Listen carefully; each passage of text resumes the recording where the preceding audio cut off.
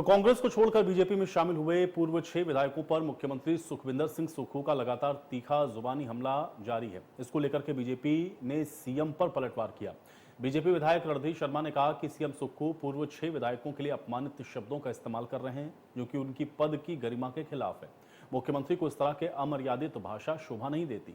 सुक्खू 15 महीने के कार्यकाल में ही अपने विधायकों को संतुष्ट नहीं कर पाए और विधायकों को अपमानित कर रहे हैं, जिसके चलते 6 बागी विधायकों ने कांग्रेस सरकार का दामन छोड़ बीजेपी को समर्थन दिया और कुछ विधायक भी बीजेपी के संपर्क में हैं और वो पार्टी में शामिल होना चाहते हैं।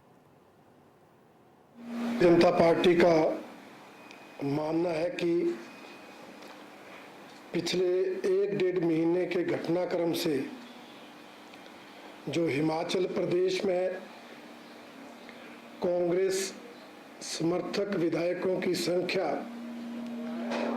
43 से घटकर 34 पर आ गई है, उससे हिमाचल प्रदेश कांग्रेस पार्टी के नेताओं में निराशा है, हताशा है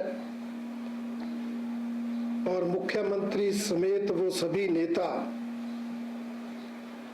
निराशा हताशा के कारण इतनी बौखलाहट में है कि वो आए दिन निम्न स्तरीय बयानबाजी कर रहे हैं। भारतीय जनता पार्टी पर और उनको छोड़कर गए विधायकों पर बिना प्रमाण के, बिना तथ्यों के आरोप लगा रहे हैं। कभी कहा जाता है कि वो विधायक बिक गए, कभी कहा जाता है वो विधायक काले नाग निकले, काली भेड़ें निकली, कभी उनको मेंढक की संज्ञा दी जाती है, परंतु असली वजह, असली कारण पर कांग्रेस पार्टी के नेता आंखें मूंद कर बैठे। भारतीय जनता पार्टी का मानना है कि कांग्रेस पार्टी के नेताओं, विशेषकर मुख्यमंत्री, जो निराधार तथ्यहीन आरोप लगा रहे हैं, उनसे वो बाज आए, क्योंकि मुख्यमंत्री स्तर के नेता को बिना तथ्यों के आरोप लगाना शोभा नहीं देता। या तो वो अपने आरोप के साथ, अपने आरोपों के साथ प्रमाण दें, तथ्य दें, अन्यथा वो इस बयानबाजी को तुरंत बंद करें। वो इस बात को समझें कि क्या कारण रहे कि उनकी पार्टी इस कदर विघटित होती चली गई कि आज उनके विधायकों की संख्या 43 से घटकर 34 पर आ गई।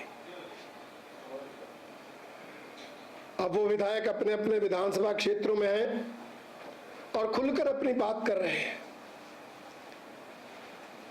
उन्होंने शुरू से कहा है कि वो इस सरकार की 1 साल की नीतियों से परेशान थे, तंग थे और मुख्यमंत्री महोदय की कार्यशैली ने उन्हें इस कदर विवश किया कि वो उस पार्टी को छोड़ने पर मजबूर हो गए जिसमें उन्होंने अपने जीवन जो है वो पूरा व्यतीत किया था।